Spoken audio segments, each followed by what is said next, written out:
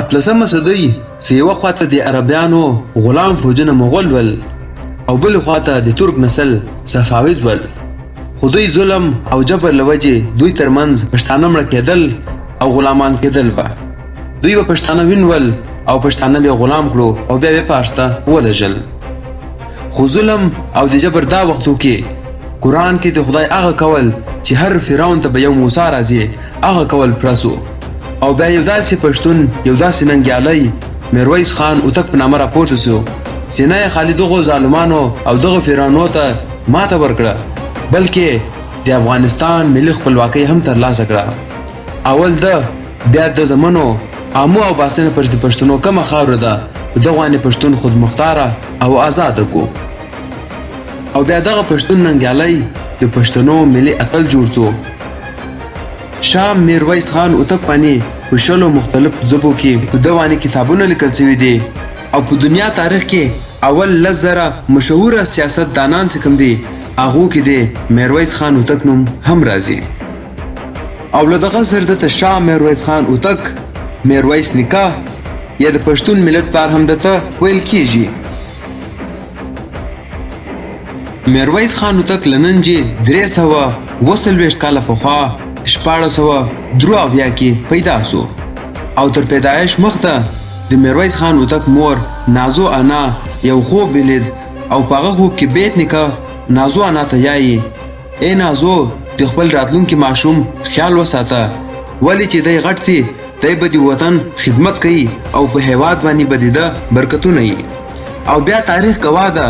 دغه ماشوم غټ سو او بیا شاه میرویس خان هوتک په نامه باندې مشهور سو او د پښتنو خپلواکۍ هم ترلاسه کړه. میرویس خان هوتک په یو مالدار کورنۍ کې زیږېدلی و. د پلار نوم سلیم خان او د ده مور نوم نازو توخې کوم چې په نازو انا باندې مشهوره ده. او دا د پښتو د ژبې یوه ډېره ښه شاعره او لیکواله وه او دې ته یو جنګجو ښځه هم ویل کیږي. او د دې هوښیارتیا پوه او بادر میرویس خان ته ورپاته سوې وه او نازو انا ته د پښتون افغان ملت مور هم ویل کیږي. هوتک د غیلجي یا د غیلزي یوه پښه ده او حاجي امان الله خان هوتک په خپل کتاب کې لیکي چې غیلجي یا غیلزیان چې کوم دي هغه د غور اوسېدونکي وو او دوی بیا بعد کې کسای په غرو کې آباد سو او د هغه وروسته بیا دوی زابل، پکتیا، غزنی، کابل، ننګرهار، کونړ او کندهار او مخته بیا نور داسې ډېرې سیمو کې دوی آباد سو. او میرویس نیکه په کندهار کې پیدا سوی و او د اریانا کم خلک سو هغه رقم د سامي خصوصیات لرل. دی په قد کې غټ، سترګې یې خړې، ویښتان یې تور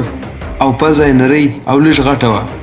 او ده به هر وخت سپین کالي اغوستل او پټو به له ځان سره ګرځاوه او کم ټیم چې دی به جرګو ته ولاړی ده به دا پټو په مځکه هوار کو او په دغه به کښېنوست. دی یو خاکساره، رحمدله، مضبوط او هوښیار سړی و. او کم ټیم چې میرویس خان هوتک ځوان شو هغه ټیم د کندهار والي ګورګین خان و. ګورګین خان اصل نوم جورج 11 ده. دی د جورجیا کې یو بادشاه و او کم ټیم چې جورجیا مسلمانانو ویناو هغه ټیم بیا دی مسلمان سو او بیا دی وروسته په صفاوید په آرمي کې قومندان سو او د هغه وروسته بیا د کندهار والي وټاکل شو. خو کم ټیم چې دی د کندهار والي و هغه ټیم د په پښتنو باندې ډېر ظلمونه کول. د به پښتانه په زوره شیعه کول او څوک چې بنه کېدل هغه به ډېر مړه کړو او هغه سره به نور غلامان کړو او هغه به فارس ته ولېږل او له دغه سره به د پښتنو ښځو په زوره باندې نکاح ورکولې. خو دغه ټول ظلم چې میرویس خان ولید میرویس خان دغه نه کو برداشت او هغه ټیم د پرشیا د صفاوید کم بادشاه چې و سلطان شاه حسین او د څلور وارې کوشش وکاوه چې دی دغه پیغام شاه حسین ته ورسوي چې ګورګین خان په کندهار کې او له پښتنو سره ظلم کوي او سخت پاریانې په دوی تېروي. خدای په دغه کې بریالی نه سو او د پیغام د شاه حسین پر نه ورسېدو. او بیا وروسته ګورګین خان په دا خبر سو او د میرویس خان ونیو او بندي یې کو او ایران ته ولاړ. او کم ټیم چې دی صفاوي دربار ته راغلی شاه حسین دی هغه ټیم معاف کو او د له پوجې ډېر متاثره سو او هغه وروسته بیا د په صفاوي په دربار کې یوه دنده پیدا کړه او دورې کار شروع کو او داسې بیا شاه حسین د له پوجې ډېر متاثره و او ډېرو شیانو کې به له ده سلا مشوره هم اخیستله. او داسې بیا یوه ورځ د له شاه حسین جي اجازت واخوست چې دی سعودي عربیه ته ولاړ سي او دورې حج وکړي او هغه بیا داسې اجازت هم ورکو او دی بیا دورې مکه ته ولاړی او دورې حج وکاو او کم ټیم چې دا حج کاو هغه ټیم دی دورې له یوسف علما سره ملاو سو او هغو ته دا ټوله ار وکاو چې ګورګین خان په کندهار کې څه ظلم کوي او د ټوله حال ورکو او هغو بیا په لیکلي دا ورکړو چې دغه ظلم او د جبر خلاف جهاد روا ده او بیا چې کم ټیم میرویس خان هوتک حج پرکو دغه فتوا کم سي له علما له طرفه ورکول شوې وه د دغه له ځان سره راوړه د دا پټه ساتلې وه او په صفاوید په دربار کې د یو چاته دا حال نه کوور او دغه وروسته کم ټیم چې دی له حجه رالی هغه ټیم بیا د شاه حسین جي اجازت واخوست چې دی کندهار ته ځي او له ګورګین خان سره ملاویږي او بیا چې کم ټیم دی کندهار ته رالی د بیا هغه ټیم لویه جرګه راوغوښتله او هغه لویه جرګه کې دغه کسان وه سیدال خان ناصر بابو جان بابای میر علن خان ناصر صدو خان ناصر یوسف خان اوتک بهادر خان اندړ مولا پیر محمد گل خان بابر نور خان باریکزی نصرو خان الوکزی یایا خان کم چې د میرویس خان ورور و حاجی نور محمد خان هوتک عزیز خان نورزی یوسف خان هوتک گل خان باریکزی یونس خان کاکړ کم چې د کاکړو قبیلې مشر و میر عبدالله خان کم چې د باریکزی قبیلې مشر و او د پشین قبیلې څخه د ترینانو مشر او له شالکوټ جي قاسم خان و سید علي خان و او زبیر دست خان و او د پښتنو مختلفو قبیلو دغه مشرانو ترمنځ یوه لویه جرګه وسوه او دغه لویه جرګه کې ټوله پښتانه سره یو سو او په دغه سره رضا سو چې دوی به د ظلم او د جبر خلاف جنگ کوي او دغه ته به ماته ورکوي او بیا دا چې پښتنو په ګورګین خان باندې برید وکاوه او د ګورګین خان فوج چې کوم و هغه د پښتنو په مقابله کې 2 وارې غټ و خو د هغه باوجود دغو ننګیالانو کندهار سره په نږدې شیخ طالب په کلي کې له ګورګین خان سره مخامخ سو او په هغه یې بریدونه وکول او بیا یې ګورګین خان ونیاوه او ګورګین خان یې مړ کو او په لومړی ځای کې داسې هم راځي چې مراد خان کوم چې په هوتک ارمه کې یو قومندان و او ده بیا هغه ته اور ورکو او دغه سر یو څه نوره ځای کې دا ډېر درواغ راځي چې داسې لیکل کېږي چې میرویس خان ګورګین خان او د هغه ساتیان یې مړی ته راوغوښتل او بیا یې په شراب کې ده ته زهر ورکړو او دا یې مړ کړو خو دغه کیسه بالکل غلطه ده خو اصل کې دوی له کندهار سره په نږدې شیخ کالی په کلي کې له ګورګین خان سره مخامخ سو او په هغه سره یې مقابله وکوله او بریدونه یې وکول او ګورګین خان یې ونیاوه او د فوجونه شکست وخوړ او بیا ګورګین خان دوی مړ کړو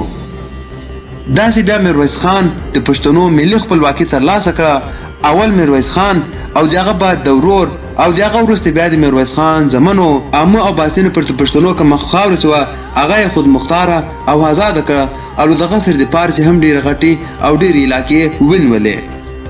او داسې بیا پښتنو ظلم ته ماته ورکړه او دوی خپلواکي او ازادي ترلاسه کړه او بیا په کندهار کې د ازادي وروسته میرویس خان د لوی کندهار ناره هم ولګوله او داسې بیا کم ټیم چې پښتنو خپل حکومت دلته په کندهار او پښتنو په نورو سیمو کې جوړ کړو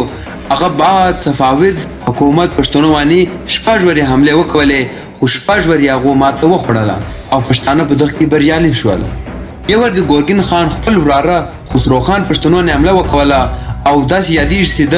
13 یا نمای ځای کې یادېږي چې 50,000 سپاهیان یې راوستل او دوی پښتنو نه حمله وکوله خو پښتنو له دوی ته داسې ماته ورکړه چې ټوله یې ووژل او هغو کې خالي 200 کسان داسې وو کوم چې له میدانه منډه کړه او ځانونه یې خلاص کړو او داسې بیا پښتانه تر عامه او اباسینه پر آزاد او خودمختاره سو او د میرویس خان هوتک بعد د هغه زمنو د ایران نور ډېرې علاقې هم ونیولې میرویس خان هوتک خپل مای جای کې راځي 14 کاله مای جای کې راځي 7 کاله حکومت وکاو خدای په 1915 کې وفات سو او خاوره ته وشپارل سو دا ټیم د شاه میرویس خان هوتک عمر 22 کاله وو او د میرویس نیکه قبر کندهار شهر پوکران په باغ کې ده او داسې شاه میرویس خان هوتک دا ثابت کړو چې کم ټیم چې پښتانه سره یو او په اتفاق سي هغه ټیم دوی ظلم جبر او ظالم او د خپل وخت فرعون ته شکست ورکولی سي او خپل واقع ترلاسه کولی سي او کم ټیم چې بیا دوی کې اتفاق نه وي هغه ټیم به دا ټول ولس خوار او زار وي د میرویس هوتک خان وروسته د ده ورور عبدالعزیز خان هوتک رالی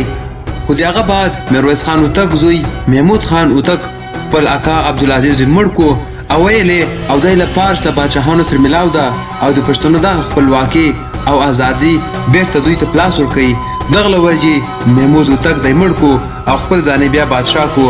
او کم ټیم چې بیا محمود خان هوتک بادشاه سو هغه ټیم بیا د فارس نورې ډېرې علاقې هم ونیولې. او د محمود هوتک وروسته اشرف خان هوتک رالی او کم ټیم چې اشرف خان هوتک بادشاه وو هغه ټیم پښتنو خلافت عثمانیه سر او له روسیانو سره جنګونه هم وکول خو پښتنو روسیانو او خلافت عثمانیه ته دواړو ته شکست ورکو. او دغه جنګو کې خلافت عثمانیه او د روسیانو فوجونه ډېر غټ وو خو د هغه باوجود پښتنو دوی ته غټې او شرموونکې ماتې ورکړې او پښتانه په دغه کې بریالي شو او خپل ازادي او خپلواکي یې وساتله. او د اشرف خان هوتک وروسته بیا حسین خان هوتک رالی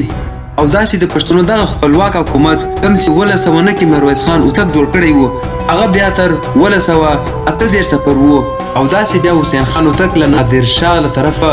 ماته وخوړله او د پښتنو دغه خپلواک حکومت ختم سو. نادر شاه د جنگ کامیابي دا وه چې کم ټیم پښتانه جنگ ته میدان ته سو هغه ټیم نادر شاه د پښتنو خلاف داسې توپونه استعمال کړو چې پښتنو د هغه مقابله نه سي کولی. او له دغه سره چې نادر شاه کم ټیم کندهار ته رالی دا هلته د هوتکو کومه کیله سوه دا هغه باندې 6 میاشتې محاصره وکوله او داسې بیا د تګ او راتګ او د خوراک ټولې لارې بندې وې او داسې بیا 6 میاشتې وروسته پښتنو خپل حکومت له لاسه ورکو او نادر شاه بیا بادشاه سو. او داسې که دا ویډیو تاسو خوښه سوي دا ویډیو لایک کړئ شیر یې کړئ او که څه رایې لرئ هغه په کمنټ کې راکړئ او دا ویډیو له نورو پښتنو سره شیر کړئ چې موږ ټول خپل تاریخ او ملي اتلانو باندې خبر سو. بلې ویډیو کې به ملاویږو. تر بل ویډیو پر خدای په امان ځان خیال ساتئ. ښه چارې.